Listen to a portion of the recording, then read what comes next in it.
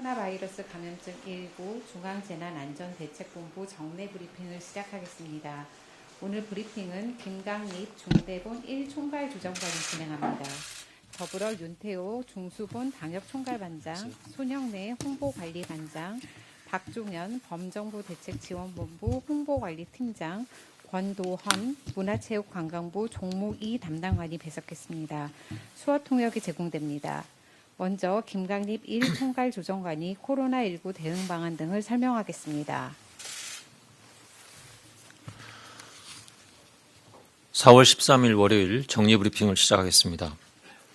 오늘 0시 기준 코로나19로 치료받고 계신 환자들은 2,873명이며 7,447명이 완치되어 격리 해제되었고 217명이 사망하였습니다. 어제 신규 확진자 수는 25명이며 격리 해제는 79명입니다. 안타깝게도 3분이 사망하셨습니다. 고인의 명복을 빌고 유가족분들께 깊은 위로의 뜻을 전합니다. 신규 확진 25명 가운데 9건은 국내 확진 사례입니다. 해외 유입 신규 사례는 총 16건으로 검역 단계에서 확진 사례가 6건, 지역사회 확진 사례가 10건입니다. 이 가운데 3분을 제외한 13분이 우리 국민입니다. 오늘 아침 국무총리 주재로 열린 중대본 회의에서는 종교계의 사회적 거리두기 동향과 향후 계획, 클럽 등 집단 감염 위험시설 점검 현황 등을 보고받고 논의하였습니다. 정세균 국무총리께서는 이번 주 후반 그간 진행된 사회적 거리두기의 성과를 평가하고 생활방역 체제로의 전환 여부를 논의할 예정이지만 섣부른 완화는 되돌릴 수 없는 대가를 치를 수 있다는 점에서 매우 조심스럽게 접근해야 하고 전환 시기와 방법에 대해서도 깊이 고민하여야 된다고 말씀하셨습니다. 국민들께서 기대하시는 것보다 오래 걸릴 수도 있고 여러 번에 나누어 가야 할지도 모르지만 각계각층의 여러 목소리를 귀 기울여 들으면서 신중하게 결정하겠다고 말씀하셨습니다.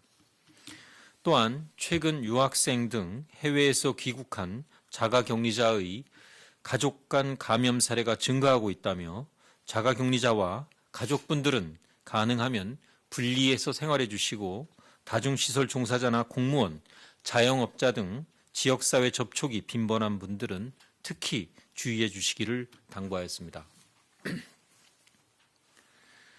우리 사회가 다 함께 강화된 사회적 거리두기를 실천한 지 3주가 지나고 새로운 한 주가 시작되옵니다. 오늘 신규 확진자 수가 25명으로 다행히 확진 환자 수가 크게 증가하지 않고 한 주를 시작하였습니다.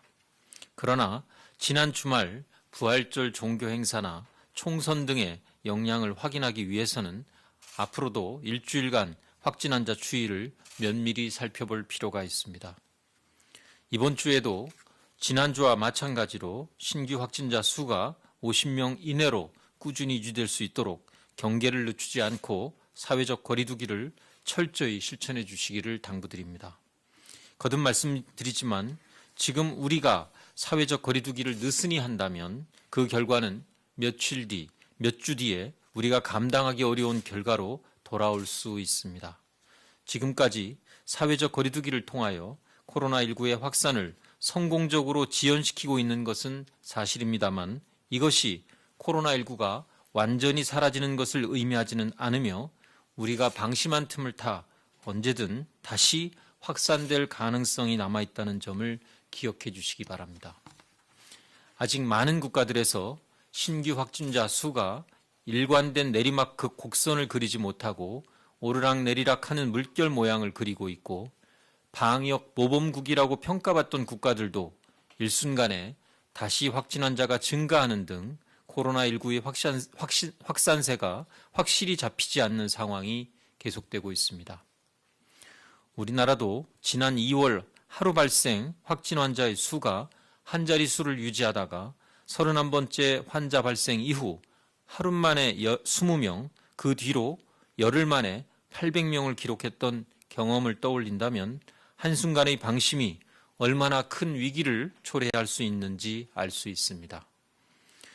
최근 신규 확진 환자 감소 추세에 낙관하여 긴장의 끈을 놓아서는 안 되며 지난 3주간의 노력이 허무하게 사라지지 않도록 나와 우리 가족, 나아가 우리 공동체를 지키기 위한 사회적 거리두기에 계속 함께해 주시기를 당부드립니다. 오늘 중대본 회의에서는 종교계의 사회적 거리두기 현황에 대하여 보고받고 논의가 있었습니다. 지난 주말 종교계의 연중 가장 큰 행사 가운데 하나인 부활절이 있었기에 사회적 거리두기가 느슨해지지 않을까 우려가 있었던 것은 사실입니다. 그러나 많은 교회들이 온라인 예배나 가정 예배, 승차 예배와 같은 거리두며 함께하는 현명한 방법으로 부활절 행사를 진행하셨고 천주교에서도 부활절 미사를 온라인으로 생중계하며 사회적 거리두기에 적극 동참해 주셨습니다.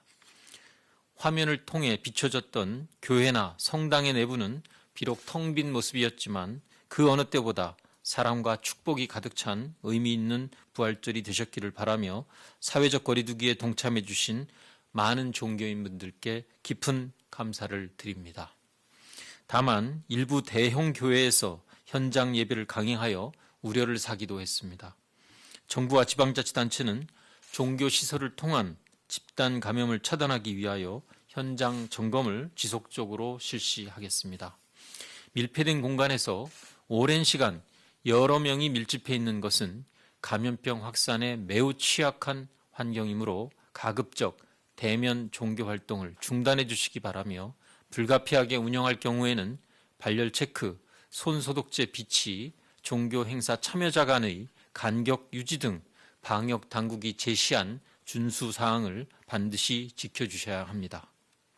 한편 정부는 비대면 종교 활동을 적극 지원하고 있습니다. 온라인 예배를 운영하기 위한 기술적 방법을 안내하고 데이터와 통신 환경을 지원하며 전용 콜센터를 운영 중에 있습니다. 또한 야외 주차장에서 차 안에 탑승한 상태로 예배를 드리는 승차 예배가 가능하도록 임시로 라디오 주파수를 허가하는 등의 기술적 지원도 하고 있습니다. 지금까지 많은 어려움이 있었을 것임에도 교회를 비롯한 종교계가 우리 사회를 위해 적극적으로 동참해 주신 점에 대하여 감사드리며 조금 더 노력하여 코로나19 확산을 차단하는 데 우리 사회의 빛과 소금 같은 모범적인 역할을 해주시기 바랍니다. 미국발 입국자에 대한 진단검사 확대 방안에 대하여 설명드리겠습니다.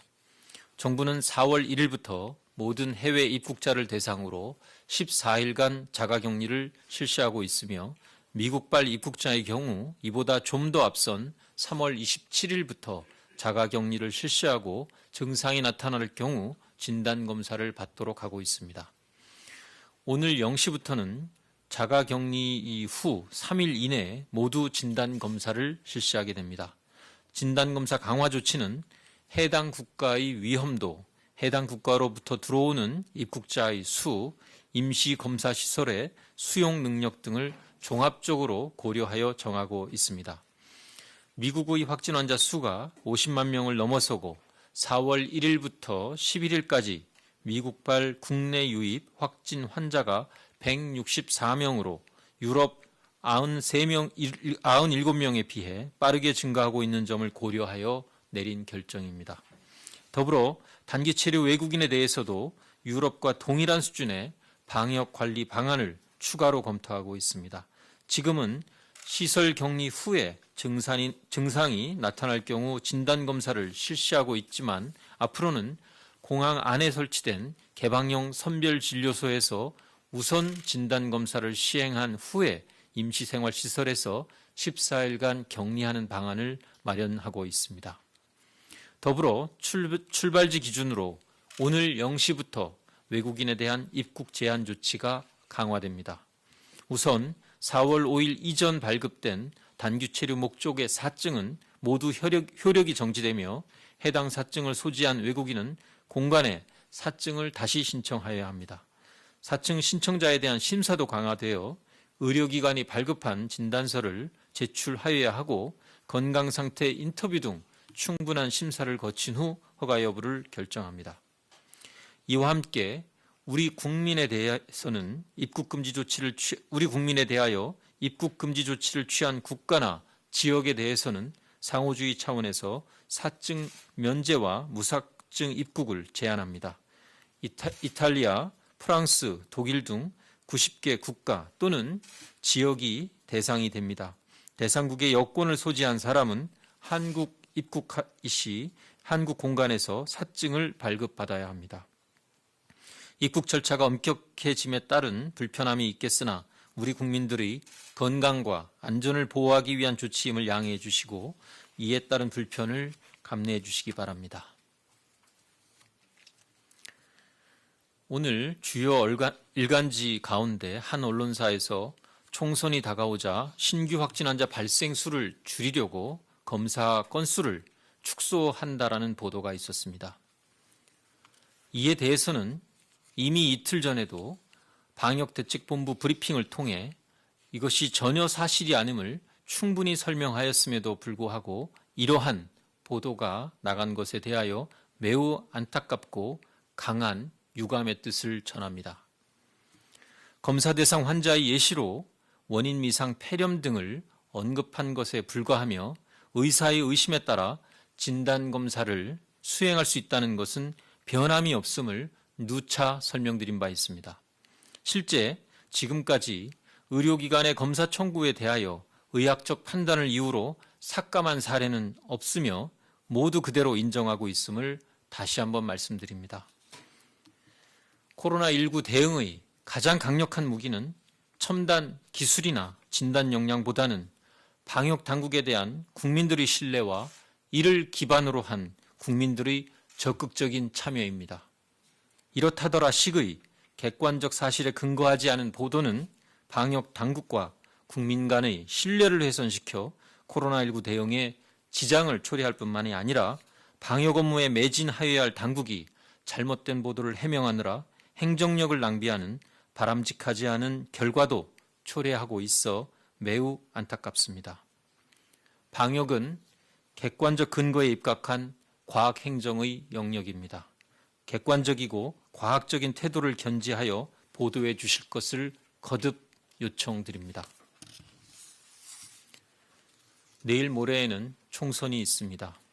선거 관련 기관과 지방자치단체에서 안전한 투표 환경을 만들기 위하여 만반의 준비를 하고는 있으나 많은 사람들이 투표소에 몰리면 접촉 가능성이 높아질 우려가 있어 긴장을 놓을 수 없습니다. 수요일에는 소중한 한 표를 행사하기 위해 많은 분들이 불가피하게 외출을 하셔야 하는 상황이므로 투표일 전후로는 더욱더 외출을 자제하는 등 사회적 거리두기에 힘써주기를 당부드리며 투표를 마친 후에도 혼잡한 장소에는 방문을 자제하고 최대한 집에 머물러 주실 것을 요청드립니다. 코로나19는 사람과 사람 간의 침방울을 통해 전파되는 것으로 알려져 있어 국민 한 분 한 분이 접촉하는 사람이 많아지면 그만큼 코로나19의 전파 가능성도 높아진다는 점을 유념해 주시고 나 하나쯤이야 하는 생각보다는 나부터라는 성숙한 시민의식으로 사회적 거리두기에 함께해 주시기 바랍니다. 얼마 전 치러진 사전투표소에서는 줄 서는 동안 적정 거리두기를 유도하기 위하여 발판 스티커가 등장했었습니다. 아주 작은 아이디어였지만 투표소 바닥에 부착된 표식으로 인해 자연스럽게 거리두기가 실천되었고 안전한 투표 환경이 만들어졌습니다. 일상에서의 작은 아이디어와 작은 실천이 결국은 나 자신을 지키고 우리 공동체를 지키는 힘이 된다는 것을 보여주는 모범 사례라고 생각합니다. 코로나19는 방역당국의 관리 노력만으로는 이길 수 없는 질병입니다. 국민 한 분 한 분, 가정과 학교, 직장을 포함한 우리 사회의 모든 일들이 함께 힘을 합쳐야 이길 수 있습니다. 서로에 대한 신뢰와 사회적 연대의식을 바탕으로 사회적 거리두기에 함께 노력해 주시기 바랍니다. 지금까지처럼 국민들께서 방역당국과 힘을 합쳐 함께 노력한다면 대한민국은 코로나19의 위기를 극복할 수 있습니다. 감사합니다. 네, 지금부터 질의응답 시간을 가지겠습니다. 배석자분들은 단상 위로 올라와 주시기 바랍니다. 14시에 중앙방역대책본부 브리핑과 그에 앞서 13시 30분에 식약처 브리핑이 있으니 관련 내용은 해당 브리핑 때 질의 부탁드립니다. 더불어 구체적인 통계 등에 대한 문의는 언론 대응팀으로 부탁드리겠습니다. 현재 브리핑은 고강도 사회적 거리두기 실천을 위해 온라인으로 진행되고 있습니다. 온라인으로 기자분들이 질의하신 내용에 대해 전달을 하면 브리퍼와 대석하신 분들이 답변하는 순서로 진행을 합니다. 네, 질문 드리도록 하겠습니다. 우선 출입기자단에서 사전에 보내준 질의입니다. 오늘부터 사증 면제가 중단되는데 외국인 입국자가 얼마나 들어올 것으로 예상하는지 여쭤봅니다.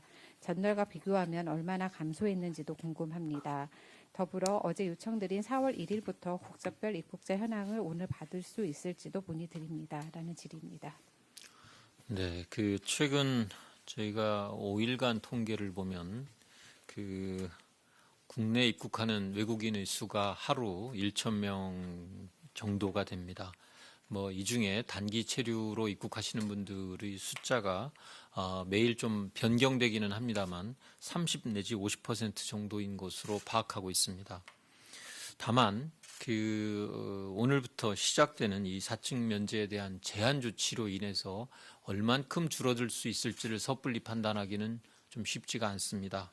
좀 구체적인 숫자보다는 향후의 추이를 보면서 말씀드리는 것이 타당할 것으로 보입니다. 다만 이제 법무부의 자료를 거꾸로 저희가 좀 파악을 해보면 4월 8일 기준으로 해서 단기 체류로 입국한 외국인의 숫자가 289명인데 오늘부터 적용되는 제한 조치에 적용을 받는 분들이 약 한 78%인 228명, 4월 9일에는 254명의 단기 체류 입국 가운데 한 58%인 148명이 근본 조치 대상이 돼서 그 편차가 좀 적지 않은 편입니다. 그래서 이 부분은 미리 예측치를 말씀드리는 것보다는 사후적으로 어느 만큼 줄어드는지를 보고 통계를 공유해 드리도록 하겠습니다.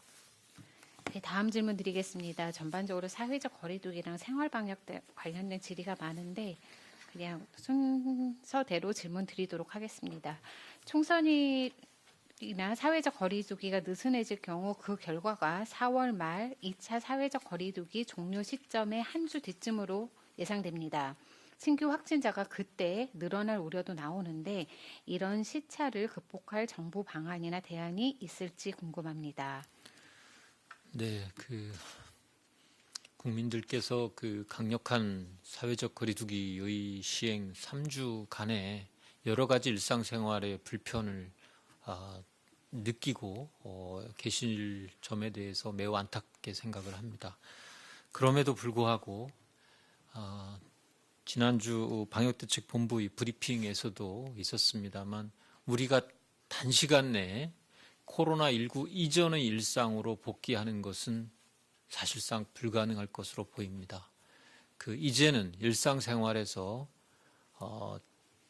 제도화된 그리고 일상화된 이런 방역의 조치들을 함께 시행해 가면서 일상적인 사회생활과 경제생활을 영위할 수밖에 없다라는 것을 국민 여러분들께서도 잘 이해하고 계시리라고 봅니다.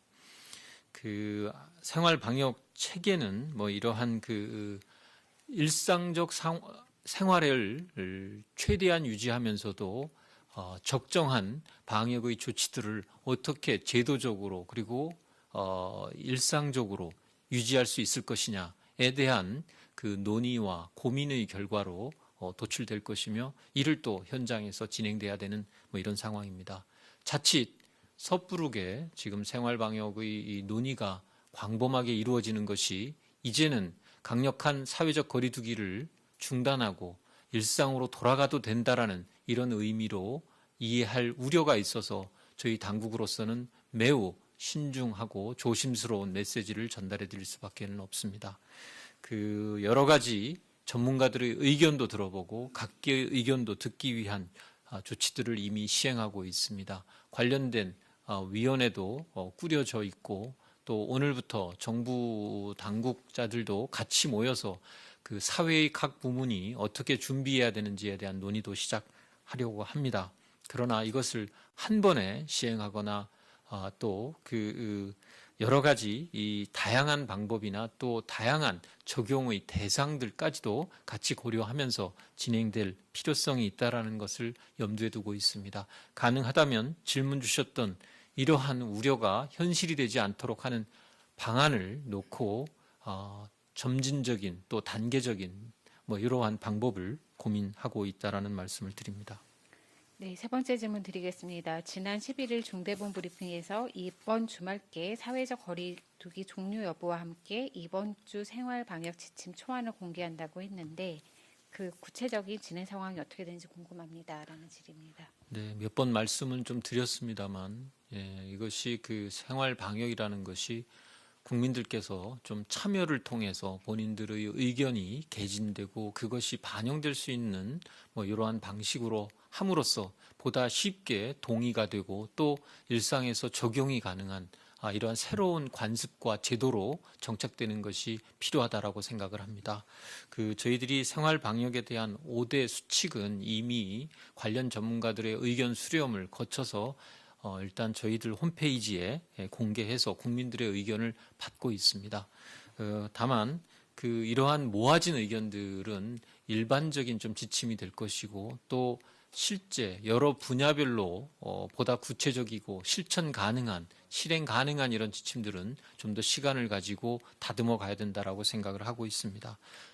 거듭 말씀드리지만 이러한 공개가 강력한 사회적 거리두기의 이 중단이나 후퇴가 아니라는 점을 거듭 말씀드리고 지난 3주간의 노력이 물거품이 되지 않도록 이번 한 주간 더 힘써 주실 것을 다시 한번 강조합니다.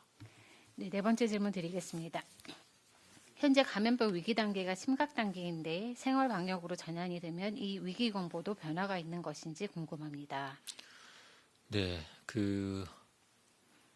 이 위기 단계에 대한 결정은 전문가들로 구성된 위기 평가 회의에서 결정이 됩니다.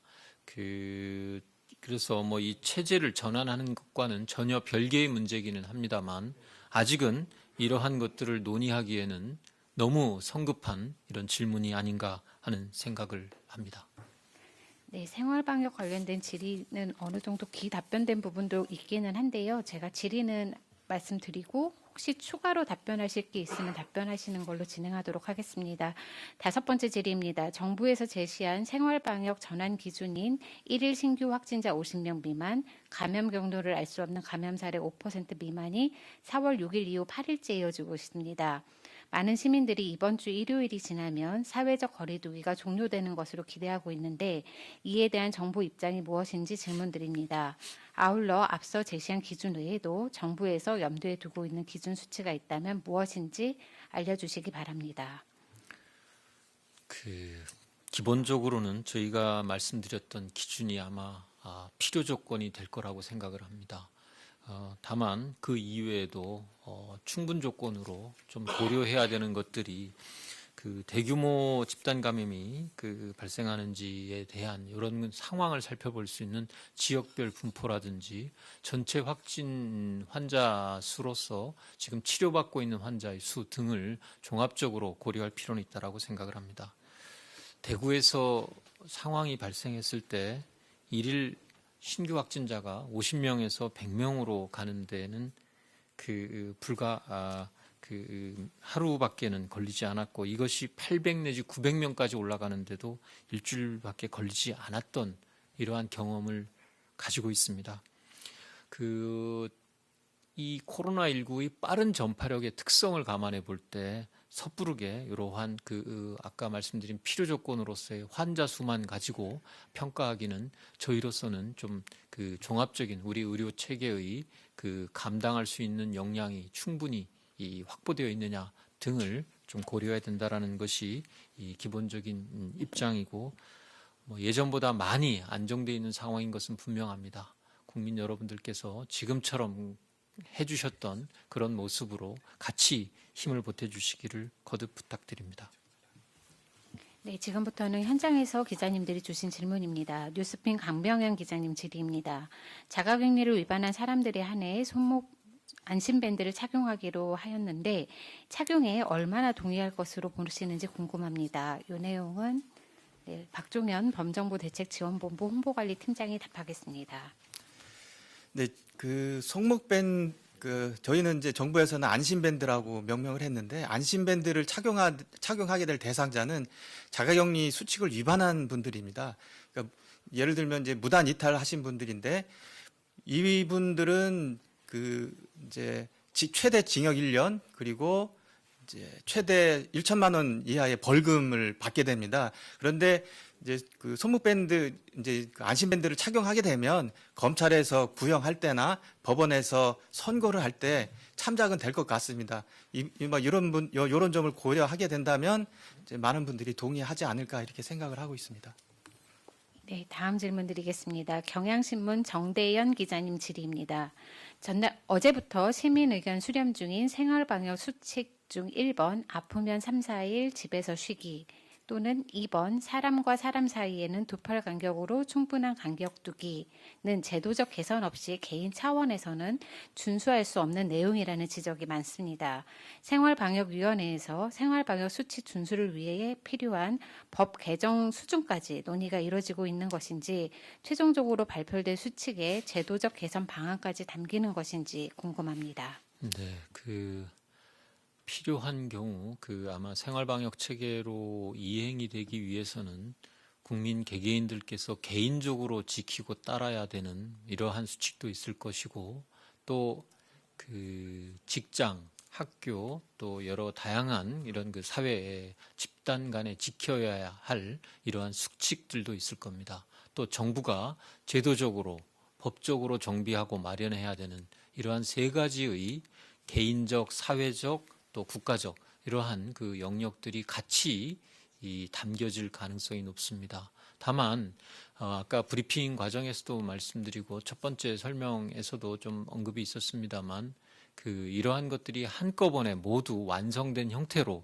제시되지 못할 우려도 있고 우선 안정적으로 시행되는 것이 가능한 영역부터 먼저 한다든지 가능한 단계부터 먼저 한다든지의 방안도 검토될 수 있으리라고 봅니다. 그래서 개인에게 말씀드리고 요청드리고 하는 부분만 가지고 되지 않을 것이라는 점은 가능하지 않다라는 점은 저희들도 잘 인지하고 있고 이러한 내용이 관련된 전문가의 토의나 또 국민들의 의견 수렴 과정에서도 충분히 반영될 수 있도록 각별히 노력하도록 하겠습니다. 다음 질문 드리겠습니다. 매일경제신문 김현주 기자님 질의입니다. 주말에 외국인이 자가격리 앱에 허위 주소, 허위 전화번호를 기입하고 사우나 등을 돌아다녔다는 보도가 있습니다. 전화번호가 실제인지 확인하고 입국시킨다고 알고 있는데 어떻게 이런 일이 가능한지 궁금합니다. 자가격리 앱 내국인 설치율 혹은 자가격리가 연락이 되지 않아서 확인이 들어간 건수 등 통계 등이 있으면 말씀 부탁드립니다. 이 내용은 범정부 대책지원본부에서 답하겠습니다. 네, 일단 답변 가능한 질문만 이제 답변을 드리도록 하겠습니다.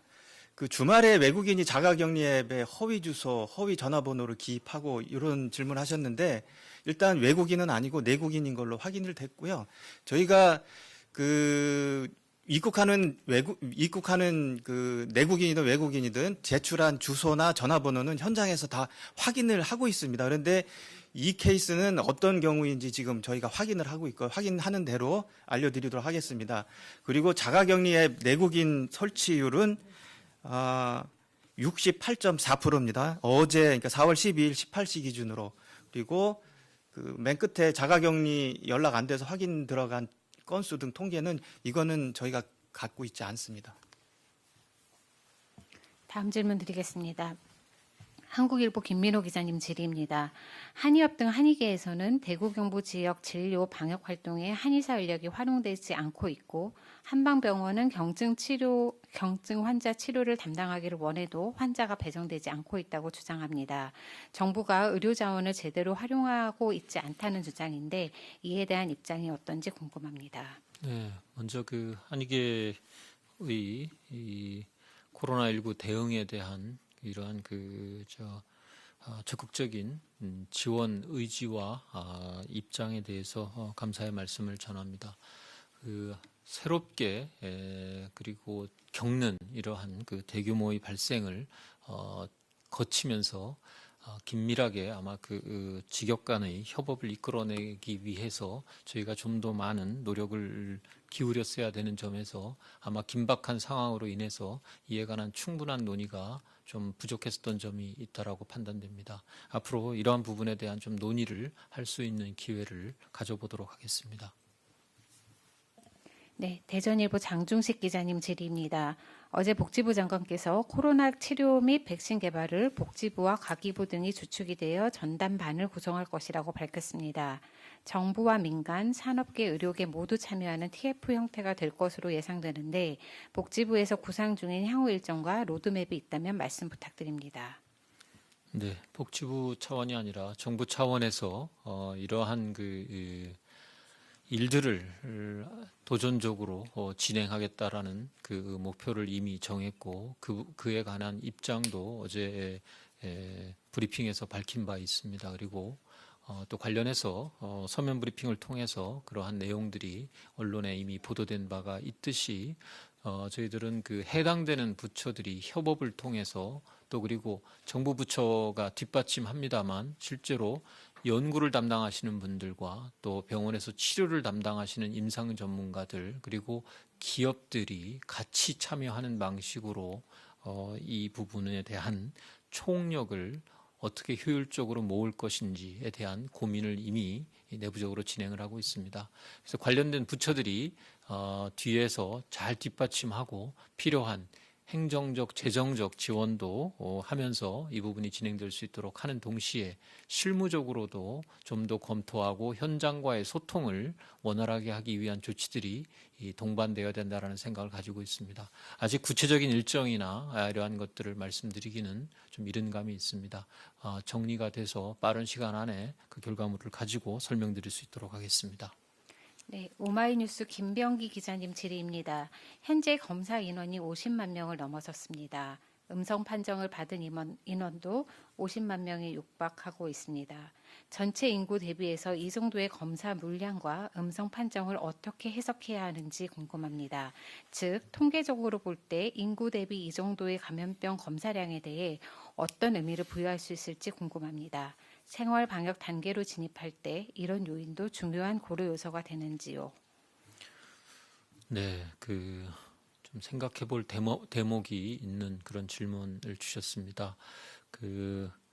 저희가 뭐 50만 명이라고는 합니다만 이것이 사실은 한 분이 여러 번 검사를 받는 경우도 있습니다.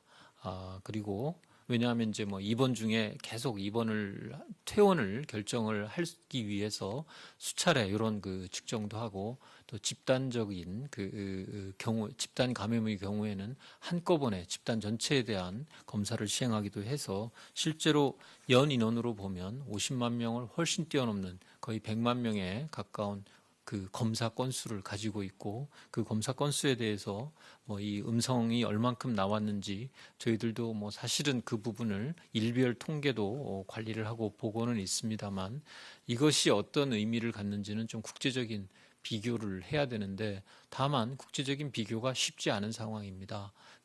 외국의 경우 검사를 우리처럼 공격적으로 그리고 폭넓게 인정하고 시행하고 있는 국가를 찾아보기가 쉽지가 않습니다. 저희는 의료인들의 의심만 하더라도 또 필요한 경우는 예방적으로 선제적으로 이러한 내용까지도 검사를 했기 때문에 유사한 방식으로 검사를 한 국가하고 우리나라의 음성률이나 양성 발현율이 같은 가치를 지니고 있는지를 수평적 비교하기에는 좀 한계가 있는 뭐 이런 측면이 있어서 쉽지는 않다라고 생각을 합니다. 다만 이러한 것이 국민의 상당수 또 위험을 가지고 계신 국민들의 상당수에 대한 선제적이고 광범위한 검사가 대규모의 감염을 사전에 통제하는 데는 일정한 효과가 있었다라는 점은 저희들도 판단을 하고 있습니다. 구체적인 내용은 저희들도 중앙방역대책본부와 좀 더 이 의미가 어떠한 것인지 또 통계가 가지고 있는 그 가치가 어떤 것인지는 다시 한번 좀 논의를 해보도록 하겠습니다. 네, 뉴시스 고무석 기자님 질의입니다. 행정명령이 실시된 유흥업소가 4,242개소라고 했는데 행정 지도가 실시된 곳은 몇 곳인지 질문 드립니다라고 했는데요. 이 내용은 식약처- 문자로 그 확인을 해서 통보 드릴 수 있도록 그렇게 관련 부처하고 협의해서 알아보겠습니다. 네, 다음 질문 드리겠습니다. 동아일보 이소정 기자님 질의입니다. 현재 자가격리자 중 투표가 가능한 인원이 몇 명이나 되는지 궁금합니다. 자가격리를 하고 있는 사람들 중 국내 주민등록을 갖고 있는 사람이 몇이나 되는지 대략적인 숫자만이라도 부탁드립니다. 혹시 현재까지 추산된 예상 자가격리자 투표 인원수가 있을지요? 이 내용은 범정부 대책지원본부에서 답하겠습니다. 네, 그 자가 격리자 중 그 투표 가능한 인원은 현재 파악 중에 있습니다. 그런데 투표 가능한 자가 격리자는 4월 1일부터 4월 14일 18시까지 관할 이제 보건소로부터 자가 격리 통지서를 받고 선거 당일 발열, 호흡기 증상 같은 코로나19 증상이 없는 분들입니다. 그래서 오늘 그러니까 4월 13일 12시 기준으로 자가격리자로 등록된 분한테는 일괄적으로 관할 시군구에서 그 문자를 보냅니다. 투표권이 있는지와 이제 투표 의사가 있는지를 확인하고 또 내일, 그러니까 선거 하루 전인 내일 12시 기준으로 한 번 더 그러니까 추가된 자가격리자가 있기 때문에 또 투표권과 그 투표 의사가 있는지 확인하는 문자를 보내고 그러니까 오늘 그 문자를 보냈는데 18시까지는 답변을 줘야 되고요. 내일 12시에 보낸 문자에 대해서도 18시까지 당일 18시까지 답변을 줘야 투표를 할 수가 있습니다. 그런데 내일 18시 이후에 내일 12시 기준으로 자가격리자로 등록된 분들은 그러니까 내일 18시 이전에 이제 그 문자를 이제 답신을 하면 투표를 할 수가 있는데 내일 12시 이후에 자가격리자로 등록되는 분들이 있습니다. 이런 분들은 그 관할 시군구에서 일일이 전화를 해서 이제 투표권과 이제 투표 의사가 있는지 확인을 하게 됩니다. 네, 뉴시스 임재희 기자님 질의입니다. 자가격리자 투표 관련해 무증상자만 투표가 가능하다고 했는데 코로나19는 증상이 다양하게 특징입니다. 발열, 기침 등 호흡기 증상만 확인하는 것인지 궁금합니다. 또한 투표 시에는 일반 유권자처럼 1m 거리두기를 하는지 아니면 임시기표소 절차처럼 진행하는지 기존 일반 유권자 투표보다 강화된 조치가 따로 이루어지는지도 궁금합니다. 그 앞에 질문하신 거는 이제 방대본에서 답변 드리는 게 맞을 것 같고요. 투표 시에는 일반 유권자처럼 1m 거리만 두면 되지 않느냐라고 질문하셨는데 일반 유권자는 1m 이상 거리를 두게 했는데 그 자가격리자분들은 투표할 때 2m 이상 거리를 두게 했습니다. 그리고 그 자가격리자가 투표를 하면 그 기표소를 이제 투표가 끝나면 그 소독제로 일일이 다 소독을 하고 그 다음 자가격리자가 투표할 수 있도록 이렇게 강화된 방역 지침을 통해서 이제 투표가 진행이 됩니다. 네, 다음 질문 드리겠습니다. 한겨레 신문 박다희 기자님 질의입니다.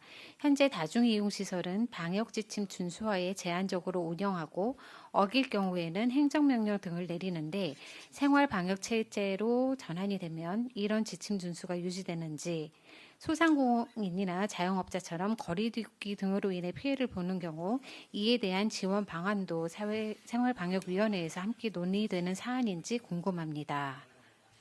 네, 그 방역 지침을 아마 지금과 같이 강력한 수준으로 계속 그 준수하게 하고 행정명령을 내리는 방식으로 될지도 생활방역 체제로의 전환 과정에서 논의가 될 수 있는 그런 내용 중에 하나라고 생각을 합니다. 그 또 특히 강력한 사회적 거리두기로 인해서 소상공인이나 자영업자분들의 그 영업 손실이 발생하는 것에 대한 지원 방안에 대해서는 생활방역위원회라는 게 어떤 위원회를 말씀하시는지 모르겠습니다만 관계부처 간에 정부 내에서 그 필요성이나 가능한 방안이 있는지는 논의를 할 수 있을 것으로 생각을 합니다. 네, 한겨레 신문 기자님 두 번째 질의입니다. 생활방역 체계 하에서 병원 내 호흡기 환자 진료 지침 및 고위험군에 대한 관리 방안은 어떻게 논의되고 있는지 여쭙습니다. 또한 자발적인 참여에만 기대면 실효성이 떨어질 거라는 우려도 제기되는데 이에 대한 입장이 궁금하고 마지막으로 다음 생활방역위원회 회의 날짜 및 주요 논의 의제에도 설명 부탁드립니다. 라는 질의입니다. 거듭 말씀드리지만 아직 그 생활방역 체제로의 전환을 섣불리 이야기하는 것 자체가 국민들께 그릇된 메시지를 전해드리지 않을까라는 염려가 있습니다. 그럼에도 불구하고 이 생활방역에 대한 기본 수칙을 저희가 공개를 하고 국민들의 의견을 듣는 이유는 이것이 정부의 일방적인 그 지침을 정해서 국민들께 따라 주십사 하고 부탁을 드리는 방식이 아니라 국민들과 우리 사회가 함께 만들어가는 지침이 되어야 실제 국민들도 쉽게 받아들이시고 또 일상생활에서의 이행도 실천도 가능한 이러한 요소가 있기 때문에 참여적 방식에 의한 우리가 일상생활에서의 적용을 확보하기 위한 가능성을 확보하기 위한 이러한 의도라는 점을 말씀을 드립니다.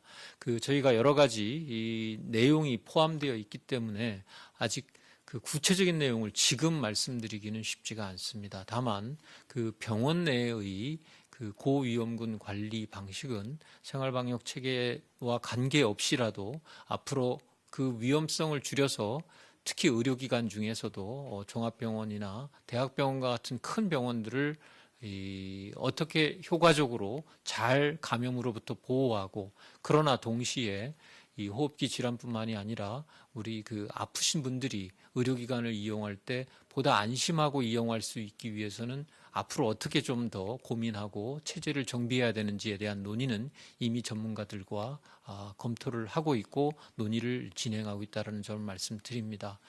그 자발적인 참여만 하면 실효성이 떨어진다라는 우려는 검토해 볼 만한 대목이라고 생각을 합니다. 앞으로 관련된 내용을 논의하면서 보다 실효성을 높이기 위한 아이디어들도 저희들도 정부 내에서 논의를 하겠습니다만 국민들의 아이디어도 같이 모아서 지혜를 합쳐서 보다 실천력 있고 실행 가능한 방식을 채택하고자 합니다. 네, 마지막 질문입니다. 한국일보 김민호 기자님 질의입니다. 현재 방송사들 출구조사 결과가 15일 당일 오후 6시에 나오는 것으로 알고 있습니다. 이렇게 되면 자가격리자들은 출구조사 결과를 보고 투표하는 상황이 발생할 수도 있는데 정부 차원에서 대응할 계획 또는 방안이 있는지 궁금합니다. 네, 김민호 기자님께서 주신 질문은 저희가 아직 내부적으로 검토는 못 해봤습니다만 충분히 우려가 될 만한 질문이라고 생각을 합니다. 좋은 질문 감사드리고 관련돼서 그 해당 부처들과 이 부분은 이 선거 업무 지원을 담당하는 행안부의 고민도 필요하겠습니다만 또 방송사 등과의 협의가 좀 필요한 사안이라서 해당되는 정부 부처들하고 관련된 내용에 대해서 논의하겠습니다.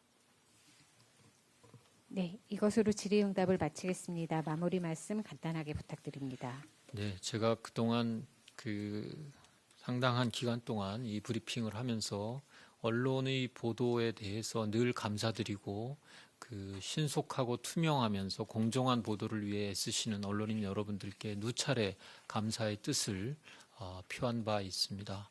그럼에도 불구하고 오늘 브리핑 과정에서 예를 들었습니다만 사실이 아닌 내용을 이렇게 말씀을 하시고 언론에 보도를 하게 되면 최일선에서 한 분 한 분의 환자를 살리기 위해서 애쓰고 계시는 우리 의료진들이나 또 그리고 밤낮 없이 휴일 없이 이 방역 업무에 매진하고 있는 공무원을 포함한 여러 수고하시는 분들의 힘을 빼게 하는 그러한 결과를 초래합니다. 또 저희 담당자들도 이것이 사실이 아니라는 점을 해명하느라 제대로 일에 집중할 수 없는 이런 문제점이 있습니다. 국민들께서 정부를 신뢰하고 같이 힘을 합쳐주셨기 때문에 오늘의 그래도 비교적 안정적인 상황을 만들어낼 수 있지 않았나 싶습니다. 이것이 우리가 코로나19를 이겨낼 수 있는 가장 강력한 무기입니다. 이 무기에 흠집을 내지 않고 같이 지혜와 힘을 모아주시기를 거듭 부탁드립니다. 감사합니다. 네, 이것으로 브리핑을 마치겠습니다. 참여해 주셔서 감사합니다.